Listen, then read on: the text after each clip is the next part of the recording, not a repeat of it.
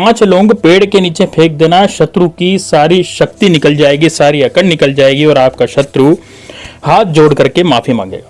दोस्तों जय श्री राम, जय हो बालाजी महाराज की, जय बागेश्वर धाम सरकार की।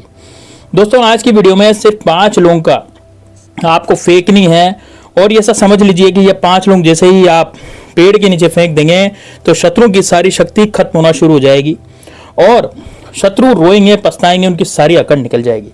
तो देखिए, जो लोग अपने जीवन में अपने दुश्मनों से बहुत ज्यादा परेशान हैं और अपने शत्रुओं से बहुत ज्यादा परेशान हैं और आपके साथ कुछ ना कुछ ऐसा कर रहे हैं कि उन चीजों को लेकर के आप बहुत ज्यादा परेशान हैं, जैसे कि आपके ऊपर कुछ किया कराया करवा दिया, आपके ऊपर बंदरवार क्रियाएं करवा दी है, बुद्धि को बनवा दिया है, व्यापार को बनवा दिया है, आपका जो काम है उसको बनवा दिया है, आपका कोई भी व्यापार नहीं चल रहा या फिर आपके व्यापार को हड़पने की कोशिश है, आपकी प्रॉपर्टी को हड़पने की कोशिश है और ये ऐसा चाहते हैं कि शत्रु, आपके जो शत्रु हैं, आपका जो व्यापार है, आपका जो काम है पूरी तरह से बर्बाद हो जाए। ये शत्रु जो है आपके साथ ऐसा करना चाहते हैं। तो दोस्तों आप घर की बर्बादी अगर वह सोच रहे हैं तो आप इन शत्रुओं को तुरंत अपने जीवन से दूर करिए और 5 लोग इस पेड़ के नीचे बस फेंक दीजिए। इसमें आपको अपने कोई भी ज्यादा पैसे खर्च नहीं करने पड़ेंगे।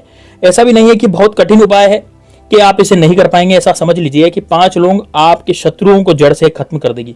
तो शत्रु की सारी ताकत खत्म हो जाएगी, शत्रु की सारी अकड़ निकल जाएगी। गुप्त शत्रु हो चाहे सामने से आकर के कोई शत्रु वार करता हो, कितनी भी संख्या शत्रु की, बस सारे के सारे शत्रु आपके परास्त हो जाएंगे और सभी के सामने आप मान लीजिए कि आपके सामने सभी के सभी शत्रु घुटने टेक देंगे और शत्रु की संख्या बढ़ना बहुत छोटी सी बात रह गई है। दोस्तों आज के जमाने में शत्रु बहुत ज्यादा बढ़ते चले जाते हैं। जैसे सावन के समय में घास बढ़ती, उसी तरह से आपके शत्रु भी दिन पर दिन बढ़ते चले जाते हैं, क्योंकि आप तरक्की करते हैं। तो तरक्की करने के कारण लोग ईर्ष्या करते हैं और ईर्ष्या के कारण आपके शत्रु जो है बढ़ते चले जाते हैं। तो आजकल इस टाइम पर लोग क्या है कि दूसरे की सफलता देखकर, उनका पैसा देख करके जलना शुरू कर देते हैं। अब मान लीजिए आपके पास पैसा है तो आपके शत्रु जरूर होंगे आपके जीवन में। जो आपकी तरक्की कर रहे हैं, जो आप जमीन खरीद रहे हैं, गाड़ी खरीद रहे हैं, बंगला खरीद रहे हैं, तो आपके शत्रु भी बढ़ते चले जा रहे हैं। तो देखिए, जो समय चल रहा है वह समय कलयुग का समय है और कलयुग में आपको हमेशा बच करके रहने की जरूरत है। विशेषकर जो बहुत सीधे साधे भोले भाले लोग होते हैं, जो इन सारी चीजों को न जानते हैं न करते हैं, उन्हें भी पता नहीं चलता उनकी बर्बादी के पीछे किसका हाथ है। तो ये लोग समझ नहीं पाते कि कैसे इनका व्यापार जो है खराब हो गया है, घर में कलेश हो गया है, घर में किस तरह से लड़ाई झगड़ा हो रहा है, धन की हानि हो रही है। अब कुछ लोग ऐसे भी होते हैं जो सीधे सीधे वार करते हैं या व्यक्ति पर सीधा सीधा कुछ ना कुछ करवा देते हैं कि तांत्रिक के पास जाकर के। इन शत्रु के बारे में सभी को पता भी होता है और यह व्यक्ति कि मेरा सामने वाला मेरा व्यक्ति शत्रु है वो भी आपको पता होता है, इनकी शत्रु का नाम भी आपको पता होता है। लेकिन कुछ शत्रु ऐसे होते हैं जिनको बहुत कम लोगों के बारे में जिनके बारे में जानते हैं, यानी कि वो शत्रु गुप्त शत्रु होते हैं। ये शत्रु सबसे खतरनाक होते हैं क्योंकि जो गुप्त शत्रु है वो पीठ पीछे वार करते हैं, यानी कि सामने से आप पर वार नहीं करते और आपको पता भी नहीं लगता कि आपका व्यक्ति जो ये व्यक्ति है ये गुप्त शत्रु है या कौन सा शत्रु है। तो दोस्तों बस इस वाले टोटके को आप कीजिएगा, आपके शत्रु जो है वो चारों खाने चित्त हो जाएंगे। किसी भी तरह की शक्ति शत्रु में नहीं बचेगी। यदि आपने ये वाला जो है उपाय कर लिया, सारी अकड़ शत्रु की निकल जाएगी और आपका बाल भी वांका नहीं कर पाएंगे। आपके शत्रु ने आपके ऊपर कुछ भी क्रियाएं करवा रखी होगी, आपके व्यापार पर कुछ करवा रखा होगा, आपको बुद्धि के बनवा रखा होगा या बुद्धि बंधन कुछ भी करवा दिया होगा। सभी तरह के जो जिंदगी में आपके रोड़े आ रहे हैं, दिक्कतें आ रही हैं, परेशानी आ रही हैं, वो सारी की सारी परेशानियां आपकी दूर हो जाएगी। तो दोस्तों बहुत ही जबरदस्त ये उपाय है। यदि आपके घर में कोई बीमारी घुस गई है तो ये मान लीजिए कि किसी शत्रु ने ही वो बीमारी घुसाई है, यानी कि आपका पूरा घर जो है वो बर्बाद भी हो सकता है। तो जो गुप्त शत्रु हैं बड़े ज्यादा खतरनाक होते हैं और इनसे बचने की आपको अवश्य रूप से जरूरत होती है। तो ऐसा उपाय हम आज आपके लिए लेकर के आए हैं कि इससे सभी शत्रु आपके परास्त हो जाएंगे। फिर चाहे आपके गुप्त शत्रु हो, चाहे सामने से कोई वार कर रहा हो, चाहे आपका शत्रु कोई परेशान कर रहा हो, आपका कोई दुश्मन बन करके बैठा हो, इस उपाय को स्त्री और पुरुष दोनों कोई भी इस उपाय को कर सकता है। लेकिन एक बात का ध्यान रखना है कि इस उपाय को बिल्कुल एकांत में करना है, जिससे इस उपाय को करते समय आपको कोई रोके टोके नहीं है और आपके घर में अगर किसी को ये उपाय के बारे में पता है तो उसे भी कोई समस्या नहीं है।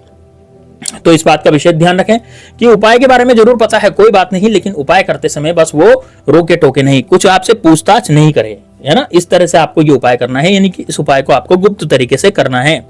यदि आप उपाय को गुप्त तरीके से करते हैं तो पूरी तरह से सफल हो जाते हैं। अब देखिए दोस्तों, आपको किस समय करना है, कैसे करना है, तो देखिए बालाजी महाराज के आशीर्वाद से, उनकी जो कृपा है, यह वीडियो आपके पास पहुंचते रहते हैं। तो यह वीडियो भी आपके पास बालाजी महाराज की कृपा से ही पहुंचा है। इस कारण से आप कमेंट बॉक्स में जब बालाजी महाराज का जयकारा लगा दीजिए, यानी कि बजरंग बली का जयकारा लगा दीजिए और इस वीडियो को लाइक जरूर कर दीजिए। अब जिससे आपकी समस्याएं जो हैं, वो जिस भी समस्याओं से आप गिर गए हैं, तो उन समस्याओं से आप बाहर निकल सके, यानी कि आपके उपाय भी काम कर सके, जो भी आप उपाय कर रहे हैं वो भी काम कर सके, और आप बालाजी महाराज का भी आशीर्वाद ले सके। देखिए, सबसे पहले आपको 5 साबुत लौंग लेनी है। ध्यान दें दोस्तों, लौंग जो है बिल्कुल खंडित नहीं होनी चाहिए। लौंग आप जानते होंगे, रसोई घर में हमारे लौंग होती है, और लौंग देवी देवताओं को चढ़ाई जाती है। लौंग का जो जोड़ा है वो भी देवी देवताओं को चढ़ाया जाता है। बिना लौंग के देवी देवताओं को भी भोग नहीं लगता। इस कारण से लौंग का बहुत ज्यादा महत्व होता है तंत्र शास्त्र में भी, और लौंग की क्रियाओं के द्वारा भी आप अपने शत्रुओं का नाश कर सकते हैं। तो दोस्तों, आपको लेनी है 5 साबुत लौंग जो कि बिल्कुल खंडित ना हो, और आपको एक सुपारी, जो पूजा की सुपारी आती है, वो सुपारी आपको लेनी है। एक पूजा की सुपारी आप ले लें, और बहुत ही आसानी से आपको पूजा की सुपारी मिल जाती है, तो वो आप ले लीजिए। 5 साबुत फूल वाली लौंग ले लीजिए, जिसपे पीछे फूल होता है वो वाली आपको लेनी है, नहीं पीछे की तरफ जो बीट होता है वो वाली लेनी है। बिना बीट की लौंग खंडित मानी जाती है, इस कारण से बिना बीट की लौंग आपको नहीं लेनी।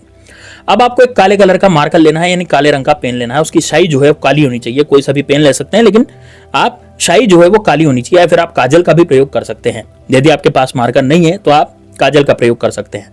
सुपारी जो होती है, पूजा की सुपारी 2 या 3 रुपए में बाजार में मिल जाती है आसानी से। परचूनी की दुकान पे या फिर पूजा पाठ वाले की दुकान पे आराम से आपको पूजा की सुपारी मिल जाएगी, तो वो आप जरूर लीजिएगा।